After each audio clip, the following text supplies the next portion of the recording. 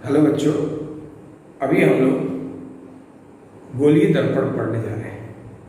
पिछले क्लास में हम लोगों ने समतल दर्पण को खत्म किया। तो जब आपने समतल दर्पण को खत्म किया तो उसमें बहुत सारे टॉपिक आपने पढ़े। अब लेकिन दर्पण का गुण तो है प्रकाश की किरणों को परावर्तित करना। तो अभी भी आप दर्पण ही पढ़ने जा रहे हैं, तो यहाँ भी परावर्तन ही होगा, ये बात आप ध्यान रखेंगे। यहाँ भी आपको परावर्तन ही करना है, लेकिन वो था समतल दर्पण और अब ये गोलीय दर्पण है। गोलीय दर्पण में परावर्तन करना है। ध्यान से समझेंगे बात को अच्छी तरह से। तो अब हमारा जो टॉपिक है वो गोलीय दर्पण है।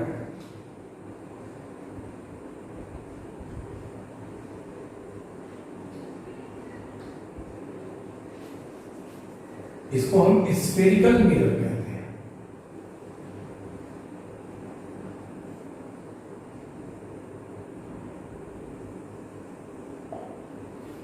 गोलीय दर्पण क्या है? वो दर्पण जो किसी गोले का एक भाग होता है। ध्यान समझिए आप। जैसे ये मान लिया जाए कि ये कोई ये गोले का एक भाग है, इसकी बात कर रहे हैं हम। ये कोई गोला है, अब हम इसको काट देते हैं, तो काटने के बाद ये एक भाग प्राप्त हुआ। तो इसके बाद जो है किसी एक भाग को बाहर चाहे या अंदर किसी एक भाग को आप रचित कर दीजिए, कलई कर दीजिए या रंग दीजिए, तो आपको दर्पण की प्राप्ति होगी। तो अभी हमने ये कहा जो किसी गोले का एक भाग होता है उसी को हम गोलीय दर्पण कहते हैं। वह दर्पण जो किसी गोला का एक भाग होता है उसे हम गोलीय दर्पण कहते हैं।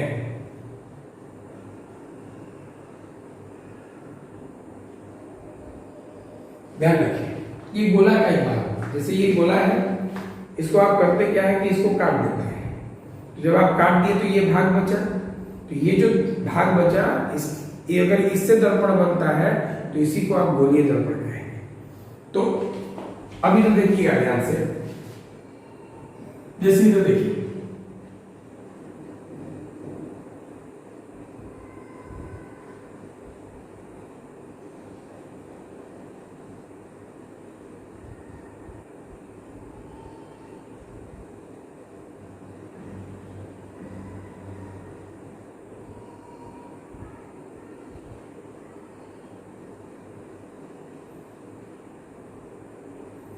मान लीजिए कि ये केंद्र है।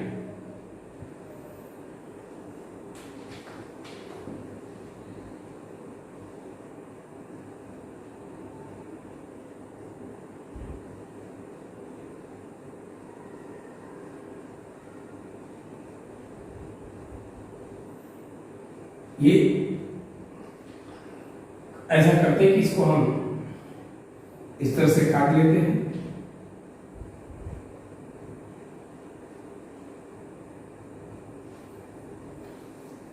अब इसकी क्या करते हैं कि बाहर वाले भाग को हम रंग देते हैं।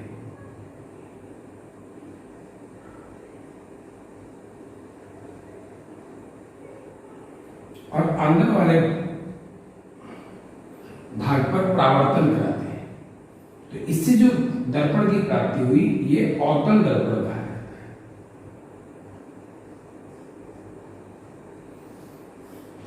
अब देखिए ये अवतल दर्पण है। उसी तरह से एक और गोला हम लोग बनाते हैं।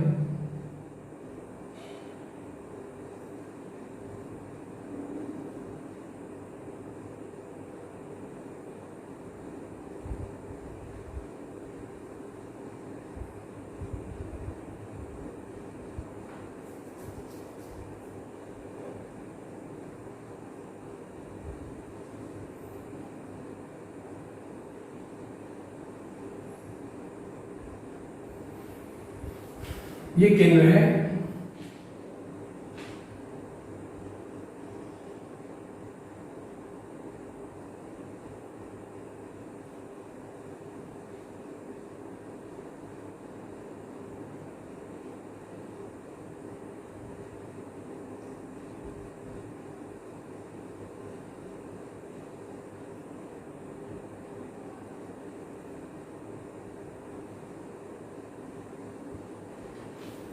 या ध्यान रखें, अभी आपको क्या मालूम चला कि इसमें अभी हम इस तरह से ऐसे इसको काट लेते हैं। काटने के बाद इसमें आपने बाहर मांगा है, यहां पे आप अंदर वाले भाग को रख दीजिए।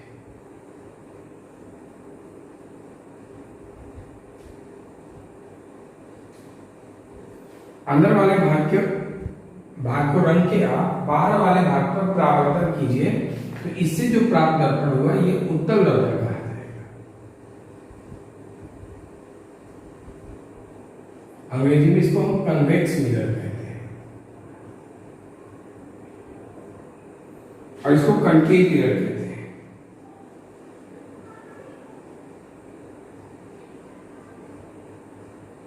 अब थोड़ा सा ध्यान देने की बात है कि ये जो आपको दिखाई दे रहा है इस तरह से कि एक लाइन है, लेकिन ऐसा नहीं, लाइन नहीं है, ये वृत्त का भाग नहीं है, ये गोले का एक भाग है। जैसे ये गोला हो गया, ये गोला है, इसको आपने ऐसे काट दिया तो आपको यहाँ पता है कि ये दर्पण हुआ, ऐसा है। तो यहाँ पर आपको जो मिलेगा वो वृत्ताकार भाग मिलेगा। ध्यान रखिएगा, हमने जो कहा ये जो है कटोरे की तरह आपको मिलेगा। ध्यान रखिए, जैसे ये तो गोला है और यहां से ऐसे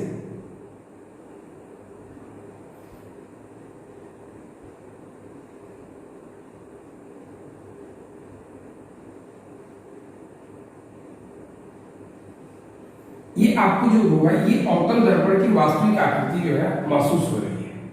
अब उसी तरह से यहां पर आप देखें,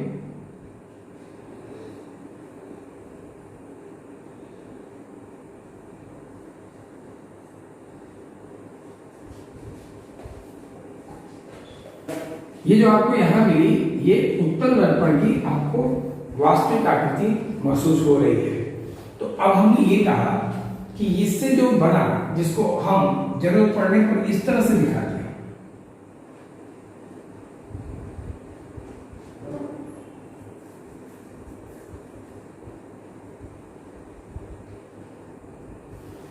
इसको इस तरह से दिखाते, लेकिन वास्तविकता में ये इस तरह से है।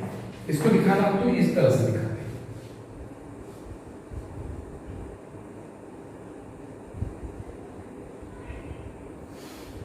लेकिन वास्तविकता में ये इस तरह से है। एक चीज और देखिए, अभी आपको ये जानना है कि द्वारा किसे कहते हैं। द्वार, गोलीय दर्पण का द्वार,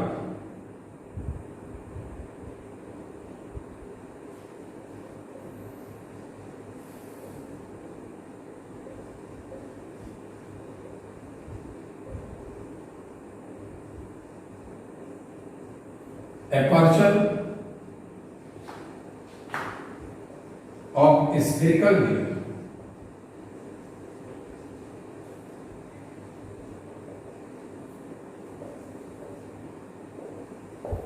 देखिए इधर ध्यान से, जैसे हम ये बताया आपको, ये तो पूरा गोला का केंद्र है। ये जो आपको जो गोलीय दर्पण का जो बाह्य भाग आपको दिखाई देता है, ये बाह्य भाग में जो ये परिधि दिखाई देती है, ये आपको परिधि जो दिखाई देती है,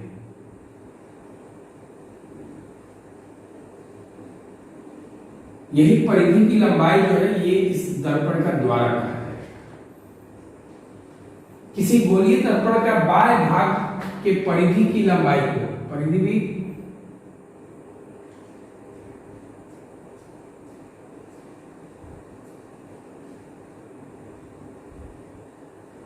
ये जो लंबाई है इसी को आप क्या कहेंगे, द्वारक। ये जो है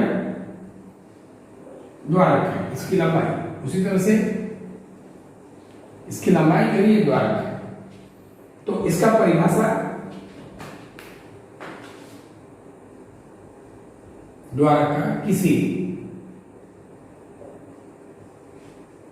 गोलीय दर्पण के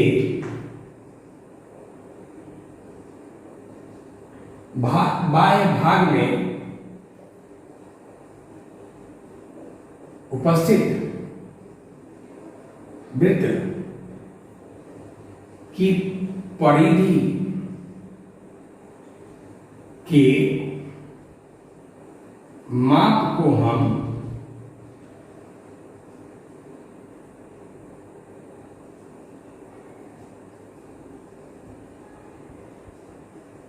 गोलीय दर्पण का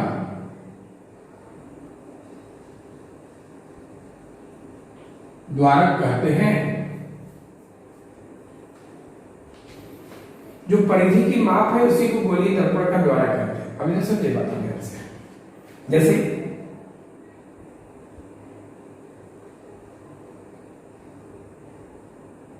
ये द्वारक की त्रिज्या है। द्वारक की त्रिज्या और दर्पण की जो त्रिज्या है उसमें अंतर है। ये दर्पण की त्रिज्या है बड़ी है और इसकी त्रिज्या ये है। तो द्वारक की त्रिज्या और इसको बोलते हैं वक्रता त्रिज्या, दोनों में अंतर है। या ध्यान रखिए, ऐसा नहीं कि ये त्रिज्या और ये त्रिज्या को बराबर आप कहेंगे, बिल्कुल नहीं। ये द्वारक की त्रिज्या और ये वक्रता त्रिज्या, ये ध्यान रखेंगे आप। सबसे पहले अब इसमें हम लोग वक्रता केंद्र को परिभाषित करेंगे।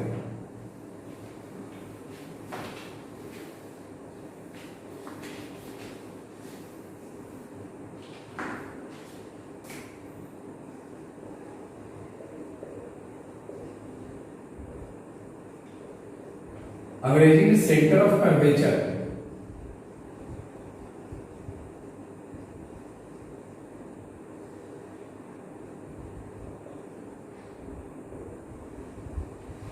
देखिए, किसी गोलीय दर्पण का वह केंद्र, ये वो केंद्र है जो उस गोला के केंद्र का बिंदु है जिस गोला का ये भाग है। गोलीय दर्पण जिस गोले का भाग है उसी के केंद्र को हम गोलीय दर्पण का वक्रता केंद्र कहते हैं। गोलीय दर्पण जिस गोला का भाग है उस गोले के केंद्र को ही हम गोलीय दर्पण का वक्रता केंद्र कहते हैं।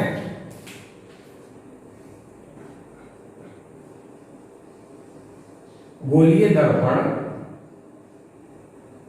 जिस गोला का एक भाग है उस गोला के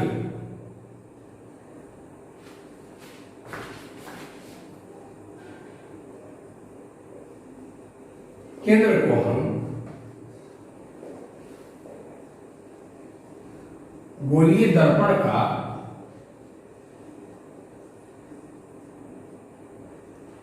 वक्रता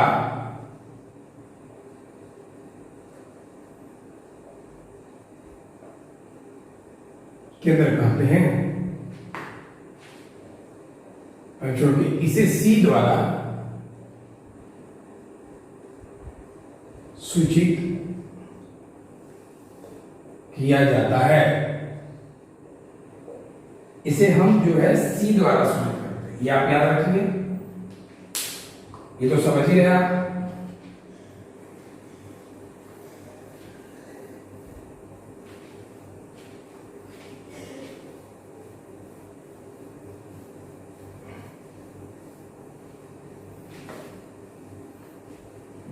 गोलीय दर्पण के दो प्रकार,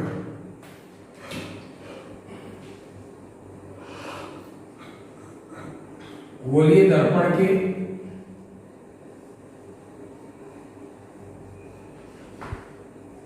निम्नलिखित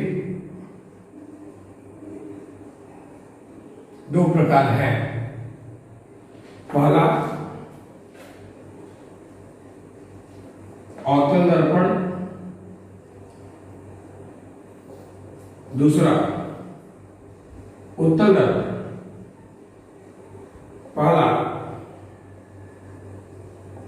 अवतल दर्पण,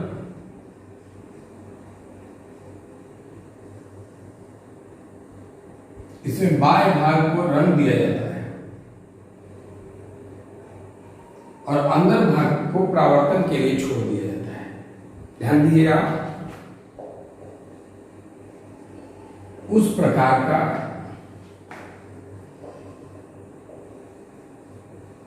गोलीय दर्पण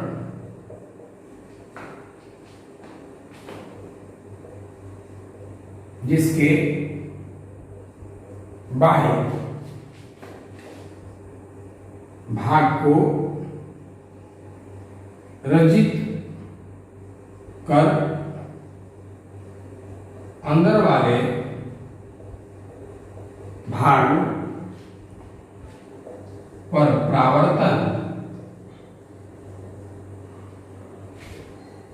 किया जाता है, तब इस प्रकार के गोलीय दर्पण को हम अवतल दर्पण कहते हैं।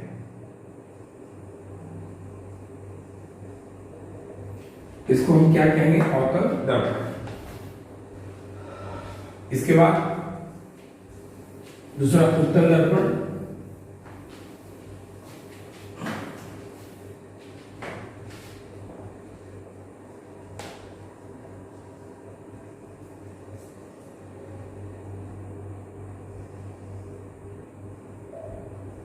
ऐसे जो उत्तल दर्पण हम बना रहे हैं,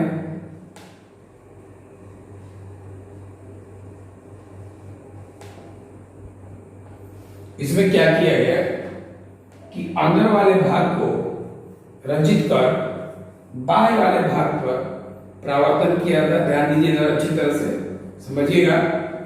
इसमें अंदर वाले भाग को रंग दिया गया है और बाहर वाले भाग को परावर्तन के लिए छोड़ दिया जाता है। ध्यान रखिए, उस प्रकार का गोलीय दर्पण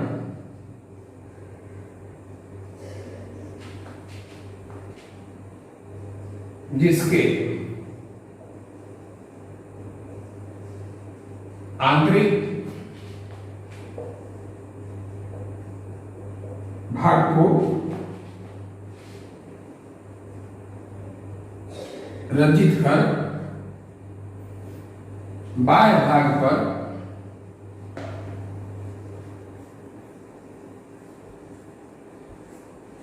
परावर्तन किया जाता है, तब इस प्रकार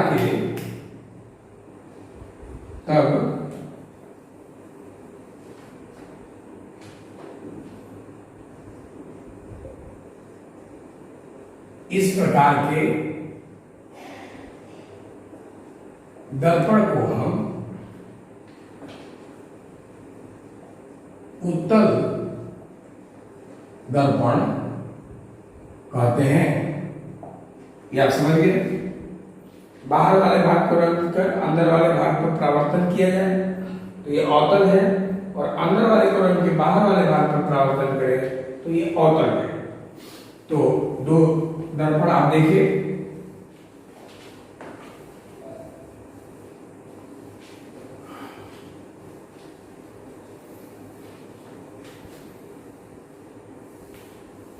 अब ध्यान देंगे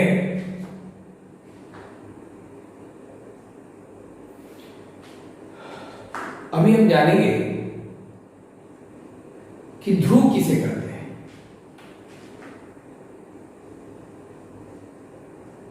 अंग्रेजी में पोल कहा जाता है।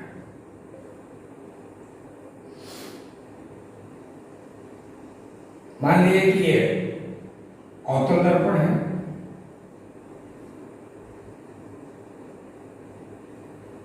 ये जिस गोला से बना है इसके केंद्र को हम वक्रता केंद्र कहते हैं, जिसके बारे में आपने पढ़ा, गोला का केंद्र। ये दर्पण है, ये यहां से यहां तक दर्पण है, तो दर्पण के केंद्र को ध्रुव कहा जाता है। मान लिया इसको P से शुरू करते हैं। किसी गोलीय दर्पण के केंद्र को ध्रुव कहा जाता है। इसको आप जान लीजिए कि आप इसको कैसे शुरू करते हैं, तो पी से। ये आप ध्यान देंगे। ये तो हुआ अवतल दर्पण की। अब इसी तरह से एक और गोला आप ले लेते हैं।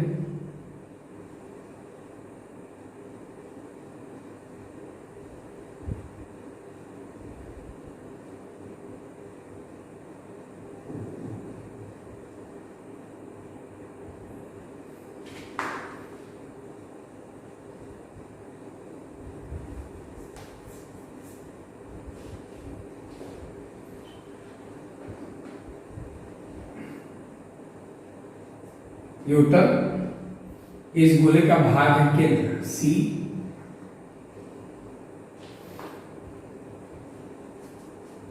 इसका वक्रता केंद्र हो गया, ये दर्पण का केंद्र हो गया पी,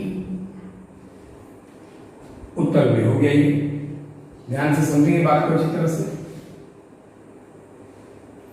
अब इसके बाद हम लोग मुख्य अक्ष को परिभाषित करेंगे। अंग्रेजी में प्रिंसिपल एक्सिस।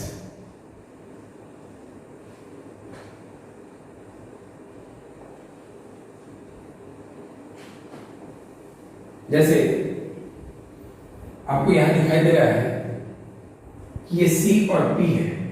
इसका मतलब है कि एक काल्पनिक अक्ष जो वक्रता केंद्र को ध्रुव से जोड़ती है, ये वक्रता केंद्र और ध्रुव, इसी को हम लोग मुख्य अक्ष कहते हैं। तो इसका परिभाषा किसी गोलीय दर्पण का वह काल्पनिक अक्ष जो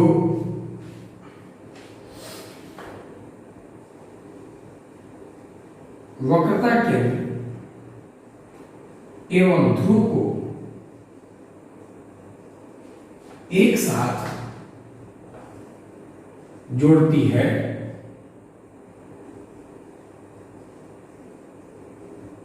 उसे हम मुख्य अक्ष कहते हैं।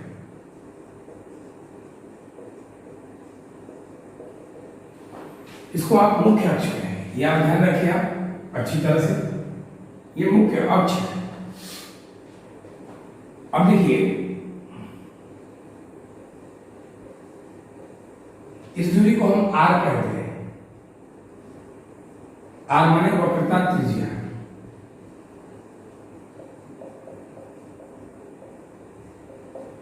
अब हम लोग वक्रता त्रिज्या मतलब सेंटर ऑफ कर्वेचर को परिभाषित करें।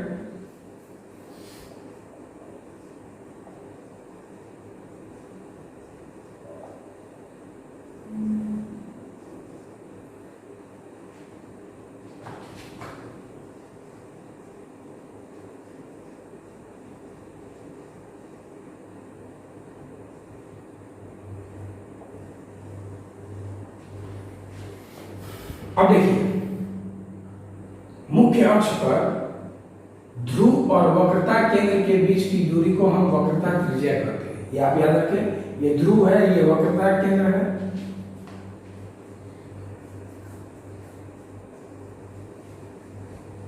मुख्य अक्ष पर ध्रुव एवं वक्रता केंद्र के बीच की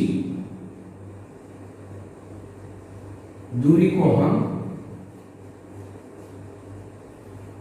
वक्रता त्रिज्या कहते हैं।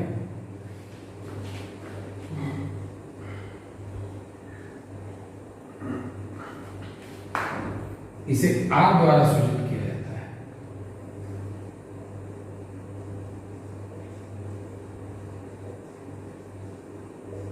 किया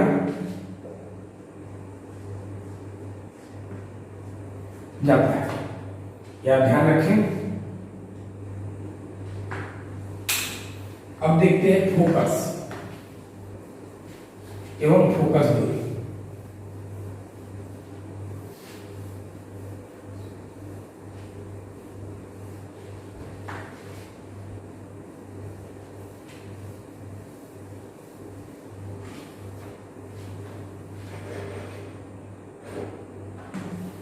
देखिए, इसे मान लीजिए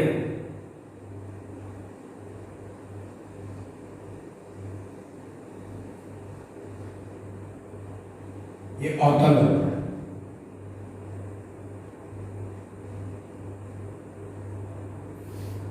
और ये मुख्य अक्ष पोल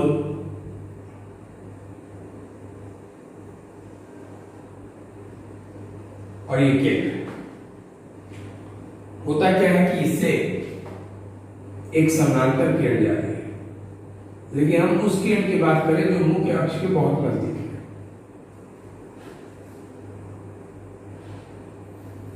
जब ये दर्पण से टकराती है तो यहां पर परावर्तन होता है।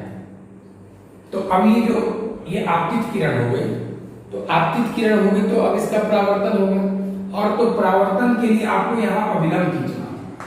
तो याद होगा आपने कुछ दिन पहले बताया था कि गोलीय दर्पण या गोला के किसी भाग पर अभिलंब जो है उसके केंद्र से गुजरता है। तो यहाँ पर आपको ये आपतित किरण यहाँ आ रही है, तो यहाँ पर परावर्तन होगा, और इस परावर्तन के लिए आपको अभिलंब खींचना होगा। तो ये गोला है, तो गोला का अभिलंब C से गुजरता है, यह अभिलंब हो गया। ऐसे भी कर सकते हैं आप। ये जो है आपतन कोण है I, या ध्यान रखिएगा। यहां से ये अभिलंब की एक ओर है तो दूसरी ओर से ये किरण जाएगी, ध्यान रखिए। ये जो कोण होगा वो R होगा। उसी तरह से एक और इसके निकट का प्रकाश आप लेते हैं, यहां भी दर्पण पर आपतित होती है ये किरण, तो आपको एक अभिलंब खींचना होगा। अभिलंब के लिए C से गुजरेगा,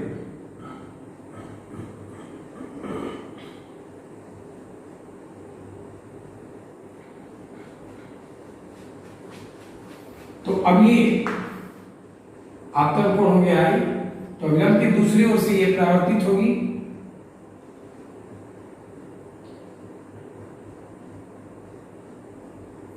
ये दोनों इस जिस बिंदु पर मिली है इसी बिंदु को हम फोकस कहते हैं।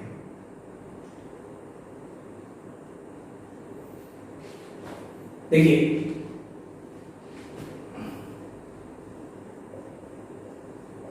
फोकस की बात कर रहे हैं। फोकस को बड़ा F से सूचित किया जाता है, फोकस बिंदु है ये। अब इसमें क्या है कि अवतल दर्पण के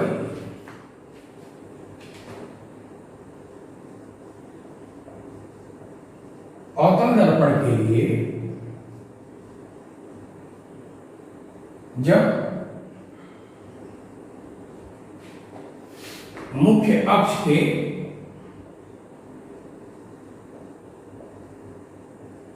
निकटवर्ती समानांतर किरणें दर्पण से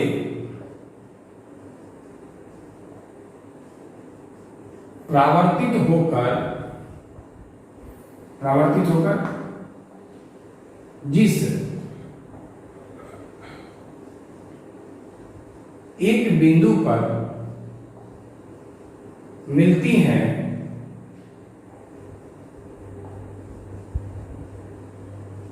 उस बिंदु को हम फोकस करते हैं।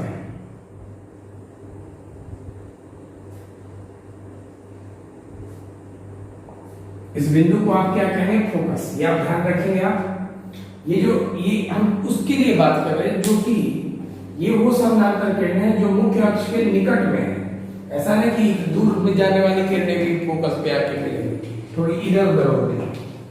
अब ये ध्यान रखिए, उत्तल के लिए देख रहे हैं आप,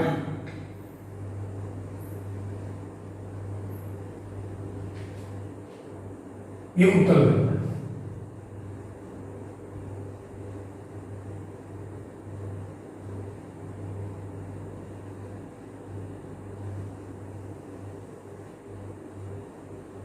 पोल और ये केंद्र। ध्यान दीजिए, जैसे यहां से भी मुख्य अक्ष के नजदीक की किरणें आ रही हैं,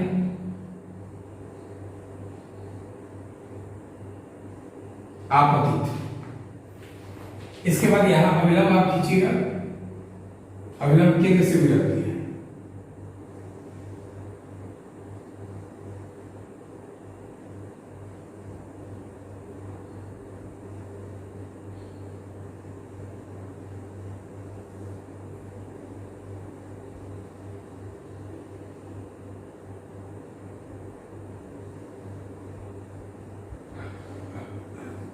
और ये जो कोण है ये आपतन कोण है।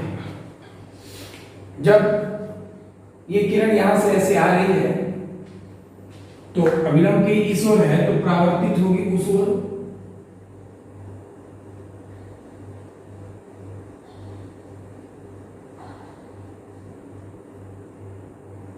उसी प्रकार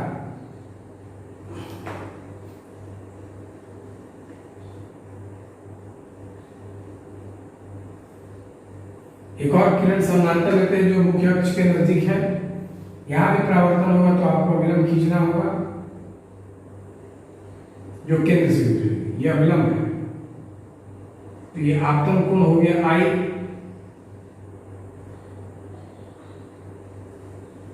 तो यहां से भी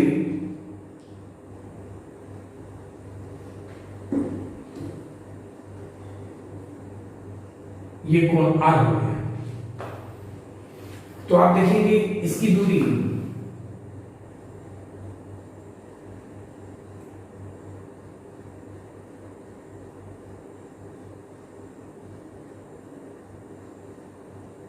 जो है, ये दोनों के बीच की दूरी जो है बढ़ते जा रही है, तो इधर तो मिलेगी नहीं, तो इसको आप पीछे खींचेंगे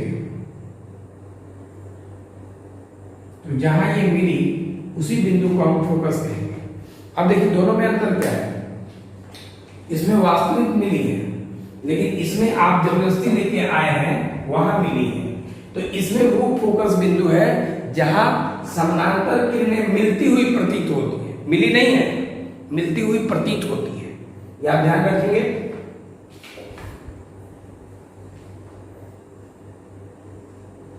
वह बिंदु जहां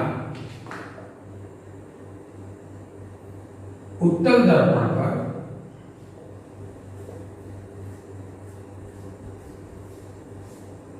आपतित समानांतर किरणें परावर्तन के बाद मिलती हुई प्रतीत होती है, तब इस बिंदु को हम फोकस करते हैं।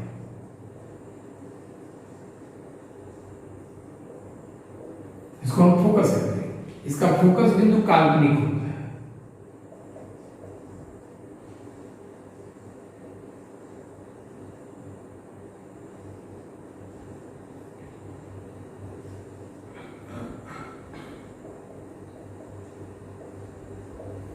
इसका फोकस बिंदु जो है क्या है, वो काल्पनिक है। यह ध्यान रखें, वो काल्पनिक फोकस बिंदु है। अब पढ़ेंगे हम लोग फोकस दूरी।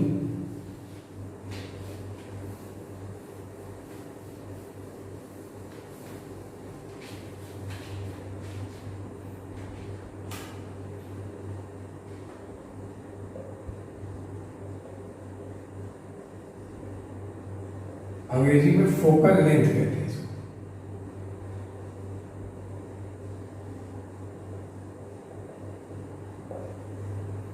ये देखिए, इसे मान लीजिए अवतल दर्पण,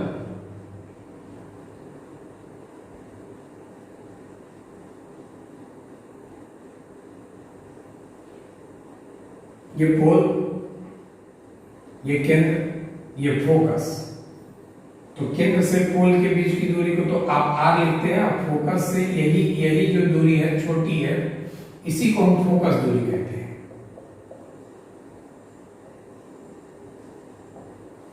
ध्यान रखिए, ये अवतल था, उत्तल में भी यही बात है।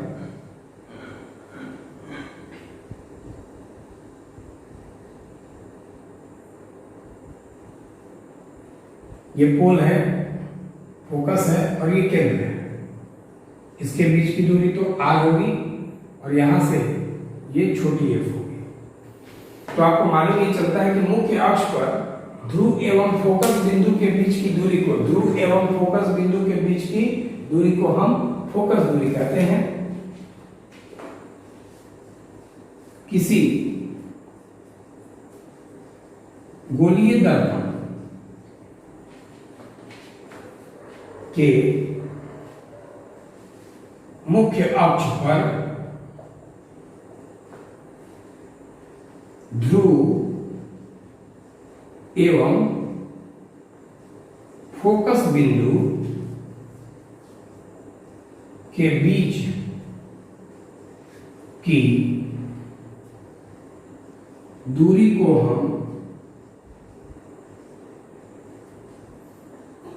फोकस दूरी कहते हैं। इसे एफ छोटा एफ द्वारा सूचित किया जाता है। अब देखिए, छोटा एफ से आर बड़ा है, जानते हैं कि इसमें चाहे उसमें दोनों में एफ का वैल्यू r/2 होता है। इसमें भी एफ का वैल्यू r/2 होता है। मतलब ये एफ जो है इसके मध्य बिंदु है, यह हमें सिद्ध करना है। एफ बराबर क्या होता है r/2। तो हम सिद्ध करते हैं दोनों दर्पण से कि एफ बराबर r/2 सिद्ध करें।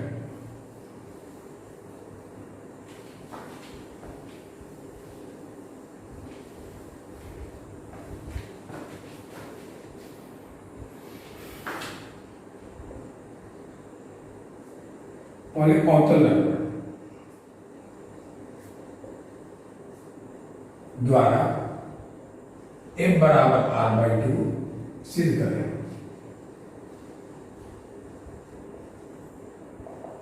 ध्यान रखिए,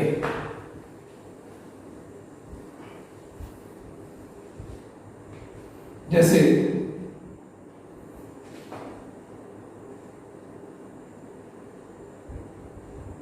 अच्छी तरह समझिएगा। फिगर लिखते लिखते हो सकता है छोटा हो जाए, लेकिन जो सुनेंगे उनको अच्छी तरह समझ में आएगा।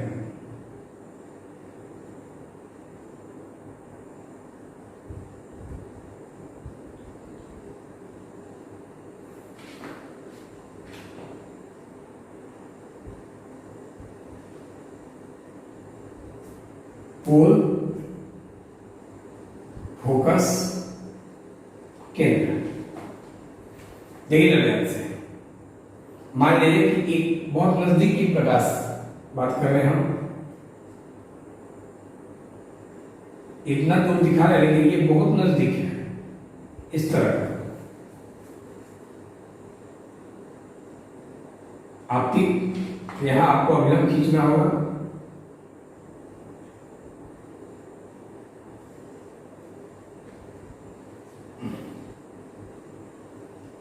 आपतन कोण आई, यहां से ये लौटेगा, फोकस से गुजरेगा,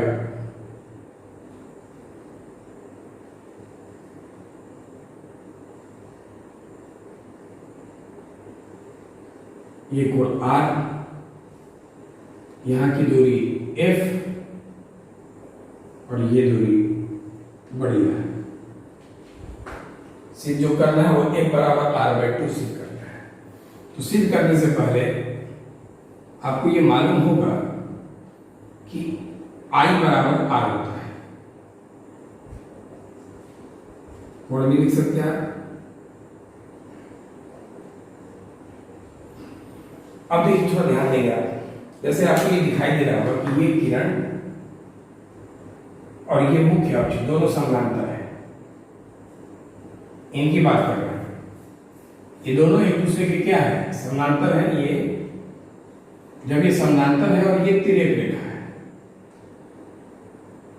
तो ये एंगल आई है, तो ये भी एंगल क्या होगा, आई।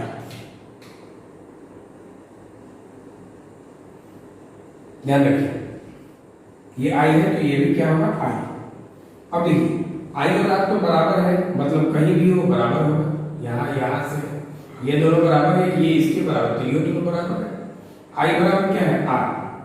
तो अब त्रिभुज सी एफ, इसको ए मान लेते हैं।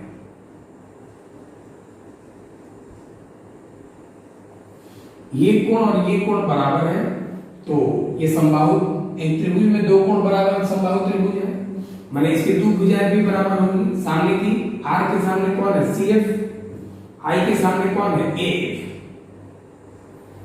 आई आर बराबर है तो आई के सामने है ए एफ और आर के सामने सी एफ।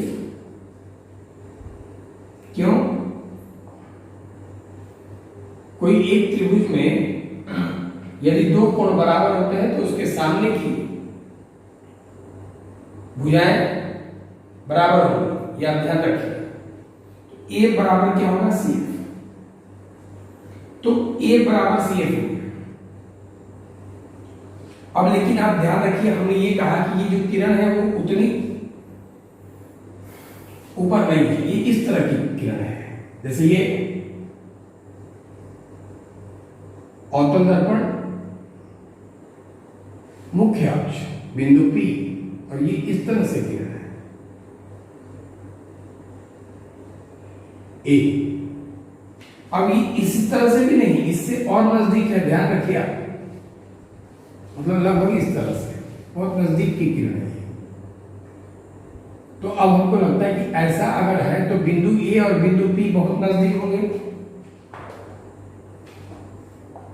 चूंकि यह किरण, यहां किरण मुख्य अक्ष के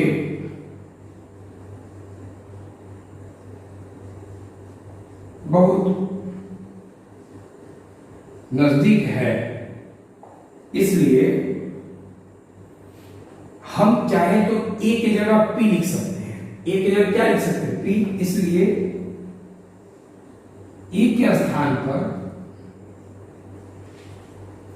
P लिखा जा सकता है।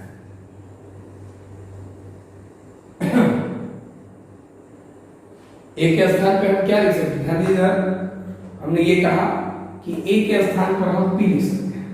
तो जब आप ए के स्थान पर यहां पर P लिख सकते हैं, तो अभी जो समीकरण बनेगा वो क्या बनेगा, ध्यान देंगे। ए के स्थान पर P, तो पी एफ बराबर सी एफ।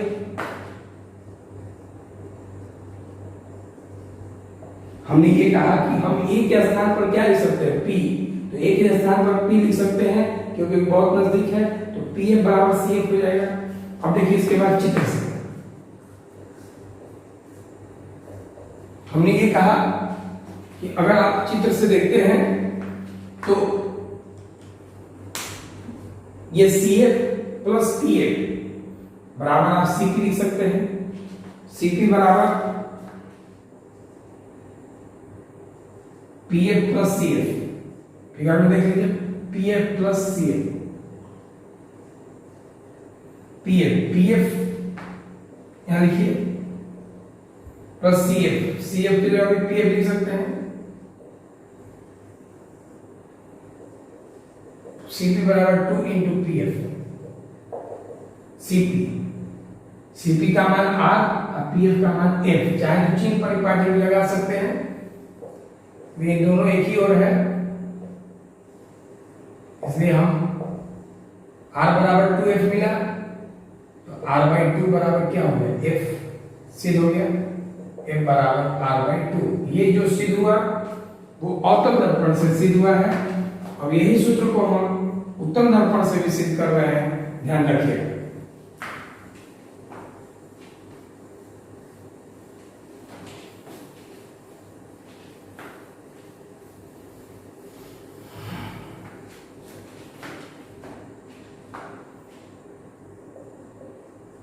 उत्तल दर्पण द्वारा F बराबर R/2 सिद्ध करें। अगला क्वेश्चन है ये हमारा उत्तल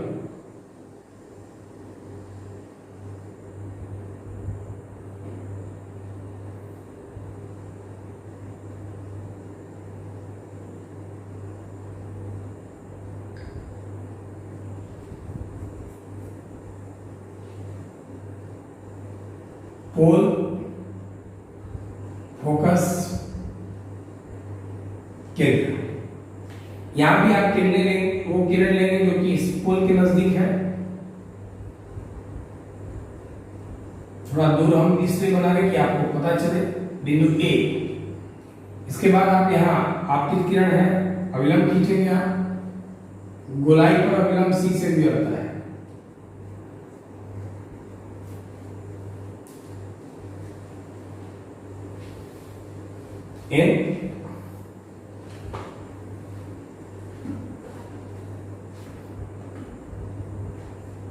आपतन कोण आई, ये परावर्तन होगा इसका।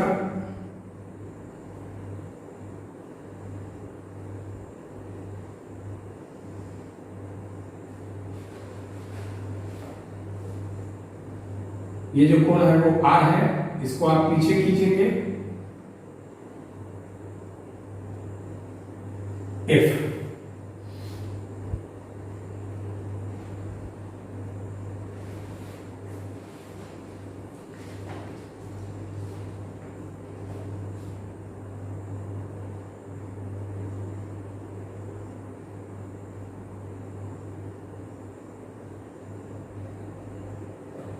अच्छी तरह से ये एन वाला लाइन सी से गुजरा है और इसको आपने पीछे यहां खींचा है। अब थोड़ा ध्यान देंगे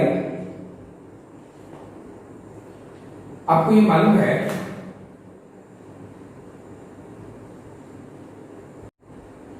इस तरह से अगर कोई रेखा हो तो अगर ये कोण और ये कोण शीर्षाभिमुख से बराबर होंगे। यदि यहाँ कोण आर लिखे तो यहाँ भी कोण क्या लिखे आर आर। जैसे इधर देखिए, मान लीजिए यहाँ का ये लाइन और यहाँ का ये लाइन,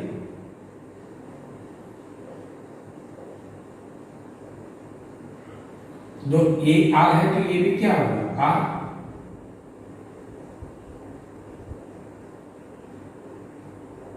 ध्यान देना है, आर लिखे हम शीर्षाभिमुख से। अब इसके बाद देखिए, ये आप देख रहे हैं कि ये लाइन और ये लाइन समानांतर है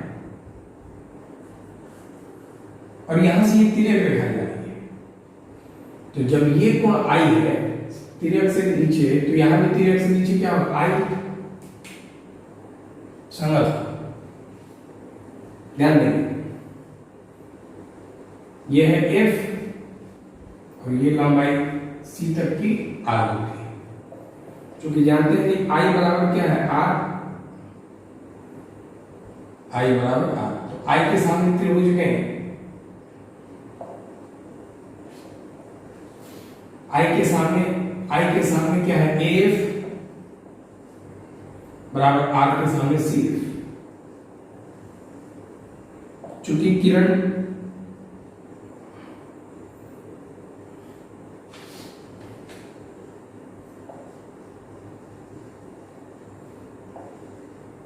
मुख्य अक्ष के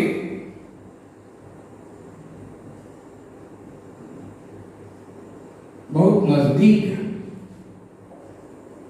है, इसलिए बिंदु ए और बिंदु पी भी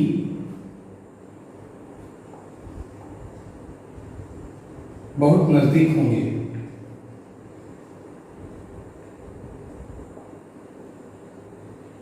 मतलब आप समझिए ए और पी बहुत नजदीक होंगे, इतने नजदीक कि हम ए की जगह पी या पी की जगह ए लिख सकते हैं। तो यहाँ ए है, इसकी जगह हम पी लिख सकते हैं, ए की जगह पी। तो यहाँ क्या हो जाएगा पी एफ बराबर सी एफ। उसके बाद चित्र से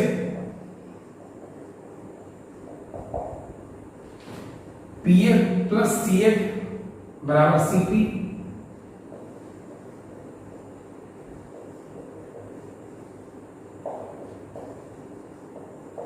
CF के जगह PF लिख सकते हैं,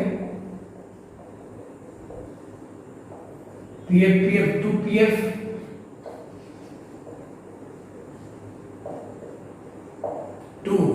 PF के जगह F लिख लीजिए और इसके जगह पे R, यहां से सिद्ध हुआ F बराबर R/2, मतलब अवतल में भी सिद्ध हो गया F बराबर R/2 और उत्तल में भी सिद्ध हो गया F बराबर R/2। ध्यान देना है, अच्छी तरह से समझना है। और भी कोई दिक्कत हो तो आप लाइव क्लास में क्वेश्चन कर सकते हैं। ये तो आसान टॉपिक है, नहीं तो फोन करके भी पूछ सकते हैं। इसमें टफ कुछ नहीं था। ये लाइन लिए आप बहुत नजदीक लिए, लेने के बाद नॉर्मल खींच के परावर्तित करा दिए, उसके बाद पीछे खींच के फोकस पर लाए। ये आई था, ये आर था, ये सेंसर नोड से आर हो गया, ये संगत कोड से आई हो गया। इसके सामने ये भुजा, इसके सामने ये भुजा बराबर होगी। ए पी के नजदीक है तो ए की जगह पी लिख दिए, उसके बाद चित्र से रख दिए। इसी तरह ध्यान देके पढ़िए। Thank you very much.